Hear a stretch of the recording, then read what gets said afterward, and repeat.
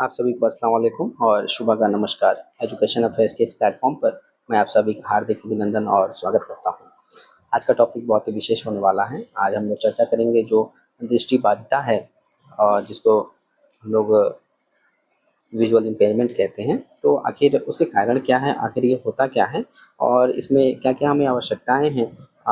इसमें क्या-क्या महत्वपूर्ण बातें हैं, उन सभी के विषय में हम लोग विस्तारपूर्वक से चर्चा करने वाले हैं।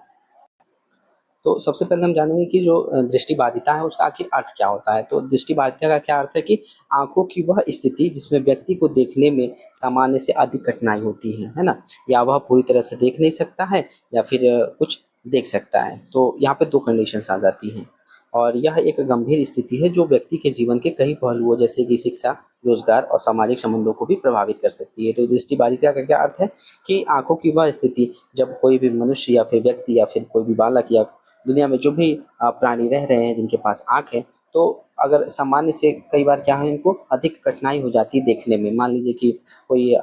बालक है वो सही से देख पा रहा है और एक बालक है जो सही से नहीं देख पा रहा है, तो दृष्टिबाधिता में आएगा। या फिर ऐसा कोई बालक है और जो पूर्ण रूप से नहीं देख पा रहा है, तो कहीं न कहीं इसके पीछे बहुत सारे कारण होते हैं आखिर वह क्यों नहीं देख पा रहे हैं। तो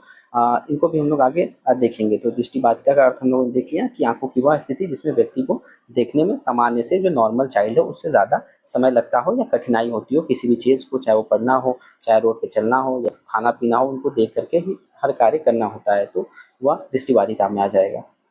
तो अब देखते हैं कि दृष्टिबाधिता के क्या-क्या कारण हैं। तो दृष्टिबाधिता के बहुत सारे कारण हो सकते हैं, जैसे कि इनमें जन्मजात भी हो सकता है और अर्जित भी हो सकता है। तो हम लोग सबसे पहले जो जन्मजात कारण है कॉन्जेनिटल या फिर जेनेटिकल कॉजेज़ को देख सकते हैं कि इसमें आखिर जेनेटिकल कॉजेज़ क्या-क्या हैं, आनुवांशिक कारण क्या-क्या हैं, उनको देखते हैं। फिर उसके बाद हम लोग देखेंगे कि जो अर्जित है, जहाँ पे मतलब कि जब हम संसार में आ जाते हैं, उसके बाद हमें किस प्रकार से मिलता है ये दृष्टिबाधिता, मतलब मिलता नहीं है, किसी कारण से हो जाता है, तो किस प्रकार से होता है। तो सबसे पहले जो जन्मजात कारण है उसमें देखेंगे कि इसमें आ जाता है एक तो आनुवांशिक रोग की जो हेरिडिटी एक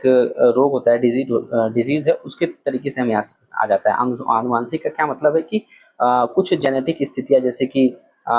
रेटिनाइटिस पिग्मेंटोसा हो गया या फिर जन्मजाति जो मोतियाबिंद हो गया, जिसे हम लोग कैटरैक्ट कहते हैं, या फिर आँखों की जो संरचना है उसको यह प्रभावित करती है, जिससे जन्म से ही क्या है दृष्टिबाधिता हो सकती है। तो आनुवांशिक रोग का क्या मतलब है, मान लीजिए कि आपके माता-पिता हैं, उनको ये सब दिक्कतें हुई जैसे कि जन्मजात मोतियाबिंद हो गया या फिर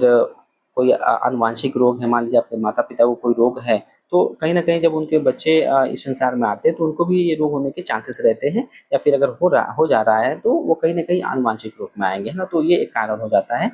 जन्मजात कारण में। एक तो आनुवांशिक रोग, फिर है कि गर्भावस्था के दौरान जो संक्रमण है, यदि मान लीजिए कि कोई गर्भवती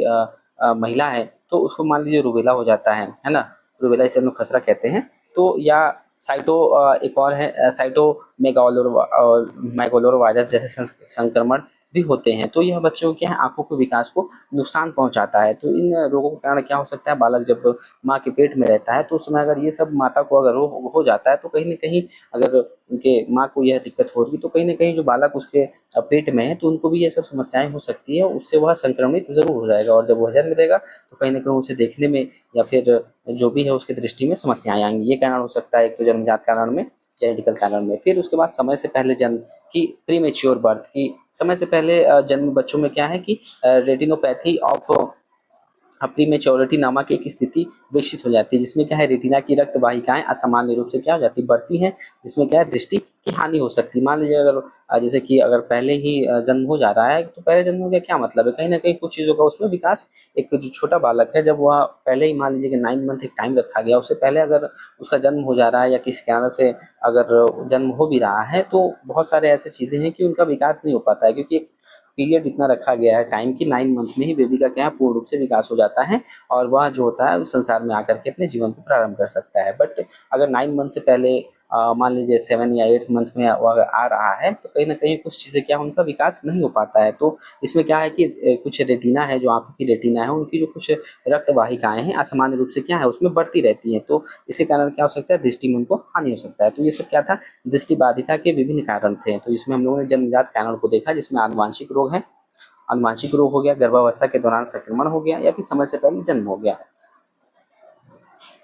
अब देखते हैं इसमें आगे कि अर्जित कारण की एक्वायर्ड कॉज क्या हो सकते हैं। कि मतलब एक्वायर्ड काज की समय, जैसे कि मान लीजिए अब बालक अब ये संसार में आ चुका है, या मैं ही आ गया हूँ या आप ही आ गए हैं, तो अब ऐसे कारण जो अब इसके बाद होंगे, जो अब माता पिता से नहीं जुड़े होंगे, हमारे जन्म से नहीं जुड़ेंगे, अब जन्म के बाद कोई भी संसार में मान लीजिए कोई घटना है, कोई रोग हो गया, कोई कुपोषण हो गया, कैंसर हो गया, तो इन सबसे क्या हो सकता है, हमें जो दृष्टि बाधिता है उससे हम लोग ग्रसित हो सकते हैं। सबसे पहले क्या है इसमें अर्जित में, कि चोट या कोई दुर्घटना है, कि आंखों में जो लगी, कैसे कि मान लीजिए किसी का एक्सीडेंट हो गया या फिर कोई गंभीर चोट लग गया, या स्थायी रूप से क्या है, या दृष्टि को नुकसान पहुंचा सकता है। मान लीजिए कोई कार चला रहा है, गाड़ी चला रहा है, बाइक चला रहा है, और इस प्रकार से दुर्घटना हुई कि उसकी आंखों में बहुत ही ज़्यादा गंभीर चोट लगी, जिससे क्या हो गया कि उसकी आंखों में बहुत सारे दिक्कतें आ गई, मतलब उसको ऐसा चोट लगा कि आंखों को नुकसान पहुंच गया, तो वहाँ से क्या हो सकता है, उसको दृष्टि बाधिता हो सकती है। फिर क्या है, दूसरा रोग हो गया, रोग में जैसे कि डायबिटीज़ हो गई, तो जो डायबिटीज़ जैसे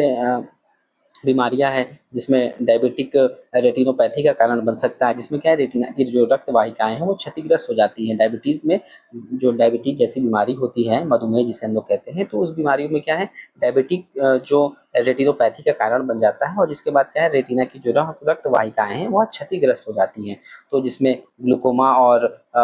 मैकुलर डिजनरेशंस भी दृष्टि हानि के प्रमुख कारण हो सकते हैं। खासकर वृद्ध, जो वयस्क है, जो डायबिटीज़ अगर विशेष रूप से आप देखेंगे, जो 50 प्लस हो गए, 55 हो गया, 60 प्लस हो गए, तो उनको डायबिटीज़ होने के चांसेस ज़्यादा रहते हैं। अगर डायबिटीज़ हो रहे हैं तो कहीं ना कहीं ये डायबिटीज़ जब ज़्यादा मात्रा में हो जाता है तो कहीं ना कहीं ये आंखों को भी प्रभावित कर सकते हैं। फिर उसके बाद कुपोषण, जैसे कि विटामिन ए की कमी से, है ना, विटामिन ए की कमी से क्या हो जाता है, जैसे हम लोग विटामिन ए की कमी से रोतौंदिया जिसे कहते हैं, तो वो भी कारण हो सकता है। और इसमें जैसे कि कुपोषण से रोतौंदी हो सकता है, जिसे हम लोग नाइट ब्लाइंडनेस कहते हैं, और अंधतापूर्ण अंधापन आ जाता है। ये कुपोषण मान लीजिए किसी को खाना पीना, विटामिन ए के जो भी फूड्स है अगर उसको नहीं मिल रहा है, जैसे गाजर वगैरह हो गया, या फिर मछली हो गया, तो ये सब अगर उसको फूड्स अच्छे तरीके से नहीं मिल रहे हैं, या गोल्डन राइस हो गया जिससे हमें विटामिन ए मिलता है, तो अगर ये सब अच्छी मात्रा में एक नहीं मिल रहा है, एक सामान्य मात्रा में जिसे मिलना चाहिए ताकि वो उसकी आंखें बेहतर रूप से चले, तो अगर ये नहीं मिल पाएगा सही समय पर या लगातार, मतलब कि एक समय सीमा के अंदर, तो कहीं न कहीं क्या है, मान लीजिए धीरे-धीरे वो कुपोषण का शिकार होगा, और ये कमी के कारण क्या होगा, कहीं न कहीं धीरे-धीरे वो उसको अंधापन हो जाएगा। तो ये कुपोषण के कारण है, जिसमें विटामिन ए की डिफिशियंसी के कारण क्या हो सकता है, नाइट ब्लाइंडनेस हो सकता है। फिर अभी कैंसर, की आँखों में होने वाले कुछ प्रकार के कैंसर भी होते हैं, जैसे कि रेटिनोब्लास्टोमा हो गया, है ना, कौन सा कैंसर होगा, रेटिनोब्लास्टोमा, रेटिना से जो आँख से संबंधित हो, तो रेटिनोब्लास्टोमा क्या है, दृष्टि को क्या है, गंभीर रूप से प्रभावित कर सकते हैं। तो इस प्रकार के जो कैंसर है ये भी बहुत ही ज़्यादा हानिकारक हो सकते हैं। तो ये 2 कारणों को हम लोगों ने देखा कि इसके विभिन्न कारक थे, जिसमें हम लोगों ने सबसे पहले जन्मजात देखा, जिसमें आनुवांशिक रूप माता-पिता से मिल रहा है, या फिर जब बालक माँ के पेट में वहाँ से भी मिल सकता है, या फिर जन्म से पहले, मतलब उसका पूर्ण रूप से विकास नहीं हो रहा है, 9 मंथ का जो बालक है वह 9th मंथ में नहीं बाहर आ रहा है, वो 8th-7th मंथ में ही आ जा रहा है, तो कहीं न कहीं उसको दृष्टि बाधिता दिक्कत हो सकती है। फिर अर्जित कारण में देखा, मान लीजिए किसी को चोट लग गया, दुर्घटना हो गया, या कोई रोग हो गया, फिर कुपोषण का शिकार है, या फिर जो रेटिनोब्लास्टोमा एक कैंसर का जैसे कि कैंसर है, तो इससे भी क्या हो सकता है, दृष्टि को गंभीर प्रभावित या कर सकता है। अब देखेंगे जो दृष्टि बाधिता है, वो बच्चों की जो कुछ महत्वपूर्ण आवश्यकताएँ हैं, और इन आवश्यकताओं को किस प्रकार से करेंगे, जैसे कि मान लीजिए दृष्टिबाधिता जो बालक हो चुके हैं, जिनको देखने-उखने में दिक्कत हो रही है, तो वह अपनी शिक्षा को और अपने जीवन में सफल होने के लिए क्या है, विशेष सहायता और अनुकूलन की उनको आवश्यकता होगी। ज़ाहिर-सी बात है कि कोई बालक है, उसको देखने में दिक्कत है, थोड़ा-सा देखने में हो या पूरा देखने में दिक्कत हो, तो कहीं न कहीं उसको इस प्रकार की शिक्षा में हम लोग को साधन देने हैं, या इस प्रकार से उनको हमारे लिए क्या करना है, प्लानिंग करना है, ताकि उनका विकास हो सके, वो सामान्य बालक की तरह वो भी क्या कर सके, अपने जीविकोपार्जन कर सके। इस प्रकार से हमको उनका विकास करना है। तो उनके लिए क्या है कि किस प्रकार के हम लोग आयोजन करेंगे, या कौन-कौन से महत्वपूर्ण हम लोग आवश्यकताओं को देखेंगे। तो सबसे पहले है विशिष्ट शैक्षिक अवस्थाएँ, तो इसमें कुछ स्पेसिफिक एजुकेशन नीड्स है, उसको देखते हैं। सबसे पहले इसमें आता है कि ब्रेल शिक्षा की, जो दृष्टिबाधित बच्चे हैं उनके लिए सबसे महत्वपूर्ण क्या है, एक शिक्षण ये उपकरण है। ब्रेल जो टीचिंग है, जो ब्रेल के द्वारा हम लोग क्या कर सकते हैं, बालकों को पढ़ा सकते हैं, ये उनके नीड्स को पूरा कर सकता है, मतलब कि पढ़ाई के नीड्स को। मान लीजिए ब्रेल में क्या होता है, खुरदुरा टाइप का बना रहता है, उसको क्या कर सकते हैं, स्पर्श करके उनको पढ़ेंगे, तो उनके लिए क्या हो सकता है, और पढ़ाई थोड़ी सी ईज़ी हो सकता है। तो शिक्षक को ब्रेल लिपि में पढ़ाने और सामग्री को ब्रेल में रूपांतरित करने में क्या है, बहुत ही ज़्यादा एक्सपर्ट होना चाहिए, है ना। उनको ट्रेनिंग मिलना चाहिए कि किस प्रकार से हम ब्रेल शिक्षा के माध्यम से बालकों को उनकी जो नीड्स है उसको पूरा कर सकें। फिर है स्पर्शनीय और श्रवण सामग्री की, जो बच्चे देख नहीं पा रहे हैं तो बच्चों को क्या ऐसा कर सकते हैं हम लोग, वस्तुओं को छू करके, या फिर मान लीजिए वो देख तो नहीं पा रहा है बट सुन भी सकता है, वो अपने हाथों से अपनी स्किन से टच करके उसको महसूस करके समझ सकता है आखिर है क्या। तो बच्चों को क्या करेंगे कि उनको वो चीज़ छू करके या फिर सुना करके उनको क्या करेंगे, उनको अवसर देंगे, सुन करके वह सीखे समझे कि आखिर है क्या। तो उसके लिए क्या कर सकते हैं हम लोग, 3D मॉडल, जैसे कि टेक्सचर मैप हो गया या फिर ऑडियोबल कुछ टूल्स हो गए, उसका हम लोग यूज़ करके इनका हम लोग क्या कर सकते हैं, इनको शिक्षा प्रदान कर सकते हैं ना। मान लीजिए कि अभी यहाँ पे 3D मॉडल हम लोग बना देते हैं, ठीक है, तो क्या है उनको वो अलग सुन सकते हैं या फिर उनको टच करके कोई हम लोग मैप वगैरह बना दे रहे हैं उनके उनको, ताकि वो छू करके वो समझ पाए कि आखिर है क्या या क्या नहीं है। या फिर कुछ साथ ही साथ उसमें टच के साथ साथ हम लोग क्या कर सकते हैं, कुछ ऑडियोबल चीज़ों का प्रयोग करके उन दोनों को हम लोग जब एक साथ रखेंगे तो कहीं ना कहीं वो अपने